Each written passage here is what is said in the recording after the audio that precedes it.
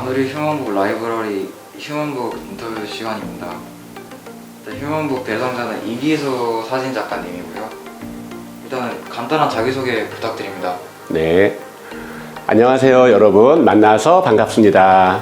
저는 빛으로 세상을 기록하는 찰나의 예술인 우영우 변호사가 좋아하는 똑바로 읽어도 사진사, 거꾸로 읽어도 사진사 이기수 사진작가입니다. 반갑습니다. 사진작가라는 직업을 저희는 사진을 찍는 사람으로만 알고 있는데 정확히 무슨 일을 하는 직업인가요?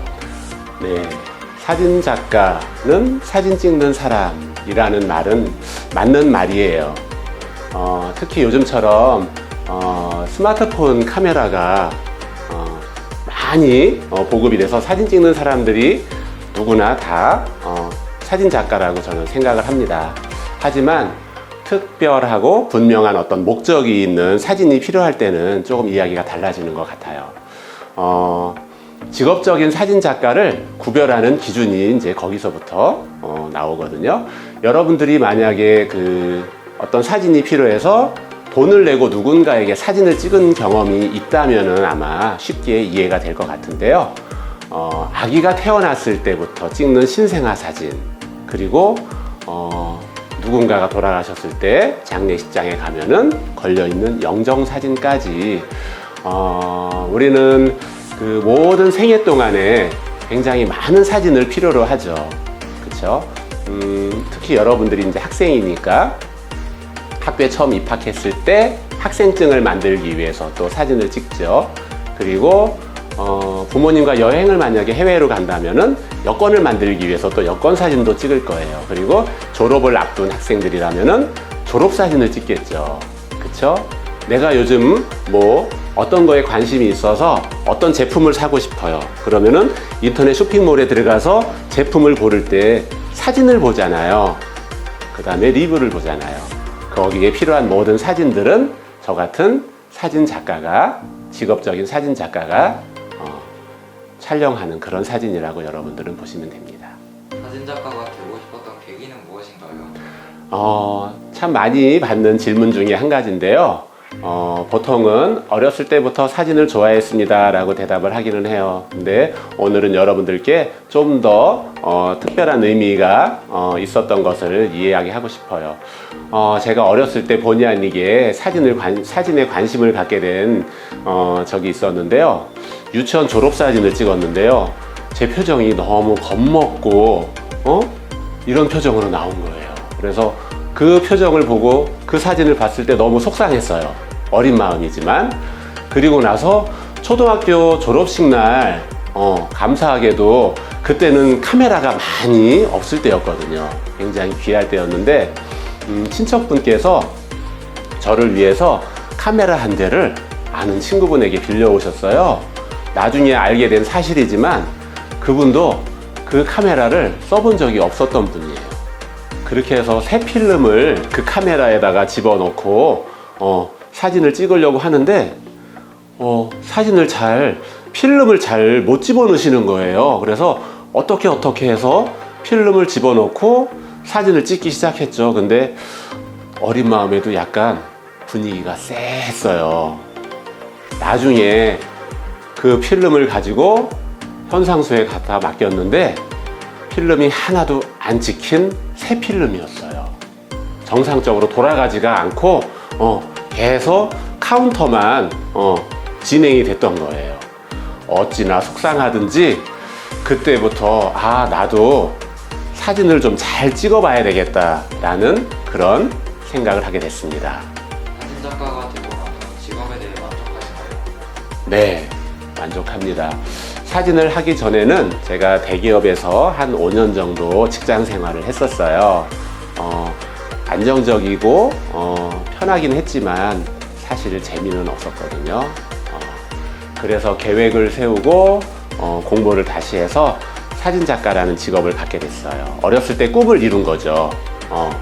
제가 좋아하는 일을 하면서 돈을 벌게 됐다는 게 가장 마음에 들었고 또 멋져 보였어요.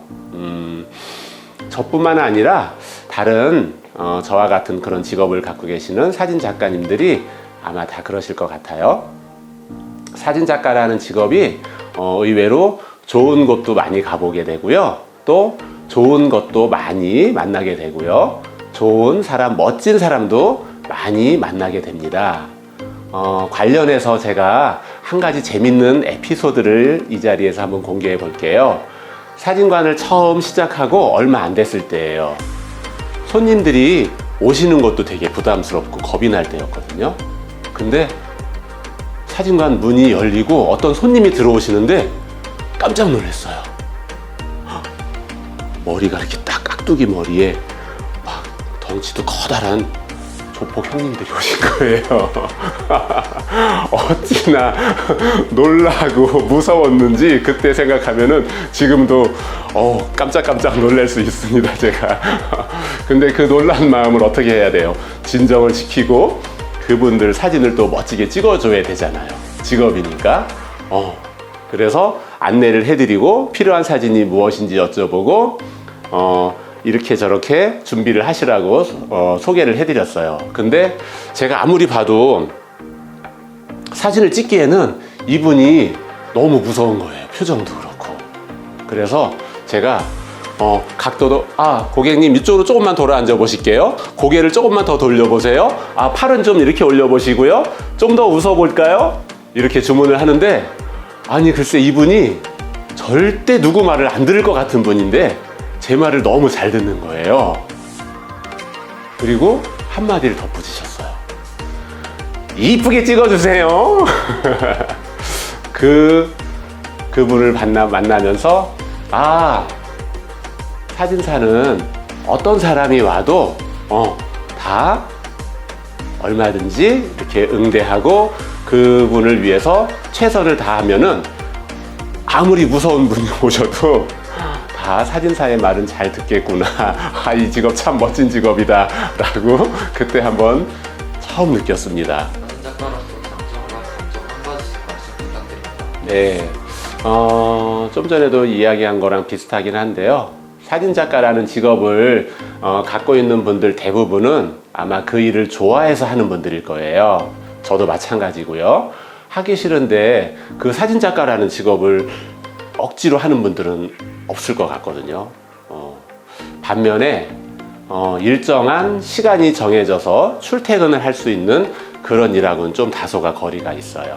왜냐하면은 모든 촬영이 고객과 스케줄에 맞춰서 촬영하는 방식이라서 늦은 시간까지 촬영하는 경우도 있고요. 또 휴일에도 나와서 촬영을 해야 되는 경우도 있고요. 때에 따라서는 며칠씩 출장을 가는 경우도 있죠. 그게 단점이라면 단점인 것 같습니다. 본인에게 사진이란 어떤 의미인가요? 사진은 나를 더 가치 있게 만들어주는 선물이다. 저는 사진을 찍으러 오는 그런 손님들을 생각할 때 그분들이 어떤 마음으로 나에게 사진을 찍으러 오실까 생각을 많이 해봐요. 내 주변에 수많은 사진 작가님들이 계시지만 특별히 저를 선택해서 저에게 어떤 기대감을 갖고 오시는 거잖아요. 그분들을 더 가치 있게 사진으로 표현해 드리는 일을 함으로써 나 자신도 더불어 가치 있는 사람이 되는 것 같습니다. 그런 의미에서 사진은 나를 더 가치 있는 사람으로 만들어주는 선물이다 라고 말할 수 있겠습니다. 사진작가가 되려면 어떻게 해야 하나요? 네, 사진작가가 되려는 마음이 있다면은 이미 그 사람은 사진을 좋아하는 사람이라는 생각이 드네요. 사진에 평소에 관심을 가지고 많이 찍어보라고 권하고 싶습니다. 세상 모든 존재하는 것들이 다 내 사진 모델이다 라고 생각해 보세요. 그렇게 하다 보면은 내가 더 관심이 있는 대상을 만나게 될 것이고, 그리고 내 사진 실력은 그만큼 더 많이 성장하게 되겠죠. 대학에서 사진학과를 전공하고 진출하는 경우도 있고요. 그리고 그림이나 디자인이나 건축학과를 전공하더라도 그 안에 사진을 필수로 배워야 되는 그런 과정들이 있어요. 그래서 의외로 사진작가라는 직업이 되려면은 여러 많은 그런 관문들이나 어떤 과정들을 거쳐서 될 수가 있습니다. 가장 기억에 남는 사진은 무엇인가요? 그리고 기억에 남는 이유는 무엇인가요? 네. 많은 사진들이 있긴 한데요. 특별히 어떤 의미를 부여해서 생각을 하자면은 저희 가족 사진이 가장 기억에 남는 사진이라고 할 수 있습니다. 왜냐면은 제가 결혼한 지 올해로 26년째거든요. 결혼하고 얼마 안 있어서 스튜디오를 시작을 하게 됐어요. 그리고 첫 번째 결혼 기념일이 되었을 때 어떻게 의미 있게 결혼 기념일을 보낼까 저희 아내와 둘이 고민을 하다가 기념사진을 찍기 시작을 했습니다. 그래서 그게 계속되고 또 나중에 아기가 생기고 그 아기가 자라서 또 어린이가 되고 학생이 되고 여러분들 또래의 나이가 될 때까지 그렇게 사진을 계속 찍어 왔는데 그 아이가 지금 몇 살인지 여러분들은 잘 모르겠지만 아직은 어립니다. 아기를 늦게 낳았거든요. 그래서 그 아기가 나중에 어른이 됐을 때 우리 가족 사진을 본다면은 우리 가족의 역사가 그 안에 다 들어있겠죠. 그것을 우리가 손님들께 이렇게 보여드리고 자랑을 했을 때 오시는 고객분들도 그거에 너무 마음을 끌려서 우리들도 찍어주세요 라는 분들이 되게 많았어요. 그래서 지금도 계속해서 오시는 그런 고객분들이 많답니다. 그래서 가장 의미 있는 사진은 가족의 히스토리를 지금까지 기록하고 있는 우리 가족 사진이다 라고 할 수 있겠습니다. 사진을 잘 찍을 수 있는 나만의 팁을 알려줄 수 있나요? 네. 인터넷에 검색해 보면은 참 많은 사진 잘 찍는 팁들을 여러분들이 찾아낼 수가 있습니다. 근데 오늘은 거기에 없는 팁을 하나 알려드리고 싶어요. 저는 사진 찍을 때 웃으세요 라거나 하나 둘 셋 이라는 말은 절대 하지 않습니다. 왜냐하면 사진은 단순히 어떤 외적인 모습을 복제하는 것을 넘어서서 그 대상의 감정을 찍어내는 일이라고 생각을 하거든요. 그 대상이 사람이라면은 특히 더 그 있는 그대로의 모습을 찍었을 때 더 만족도가 높고 그 사진이 더 오래 가치 있게 소장하고 싶어진다라는 거를 알게 됐어요. 그래서 그렇고요. 한 가지 또 사진을 찍는 작가가 사진을 찍히는 것도 할 줄 알아야 된다고 생각을 해요. 왜냐하면은 사진을 찍는 사람이 찍히는 사람의 느낌이나 감정을 이해하지 못하면은 진짜 사진을 찍기가 어렵거든요. 그 두 가지 말씀드리고 싶어요. 사진 작가를 꿈꾸는 청소년들에게 조언 부탁드립니다. 네. 사진 작가를 꿈꾸는 청소년 여러분, 제가 응원합니다. 특별히 드리고 싶은 말씀은 진정성, 내지는 진실함, 거짓되지 않는 것을 여러분들이 추구했으면 좋겠습니다. 한마디로 정직한 그 신념을 지켰으면 좋겠어요. 한 장의 사진으로 전쟁의 참혹함이 세상에 알려져서 평화의 소중함을 일깨워 준 적도 있고요. 한 장의 사진이 어떤 사람의 미래를 바꾸기도 했습니다. 하지만 요즘엔 사진을 얼마든지 조작하고 또 거짓을 진실처럼 포장을 해서 보여주는 그런 일들이 참 많죠. 자신을 이익을 위해서 다른 사람에게 피해 주는 것 또한 옳지 않은 것 여러분들이 아마 잘 아실 거예요. 가짜 사진을 진짜처럼 찍지 말고 진짜 사진을 찍어 보세요. 진짜 사진 작가가 찍는 진짜 사진이 세상을 더 아름답게 바꾸는 힘을 갖는다고 생각합니다.